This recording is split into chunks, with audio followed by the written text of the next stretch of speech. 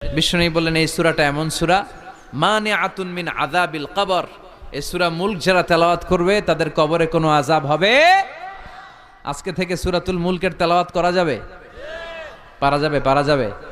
আসেন না নিজেদেরকে একটু পরিবর্তন করি, আসেন না নিজেদের আমলের ঝুলিতে আরো কিছু বাড়াই, নিজেদের আমলগুলোকে সুন্দর করি, নিজেদেরকে আরেকটু পরিচ্ছন্ন করি। প্রতিদিন রাতে সূরাতুল মুলক তেলাওয়াত করবেন ইনশাআল্লাহ, কইতে পারলেন না? 2 নম্বর ফজিলত শাফাআত লি সাহিবিহা।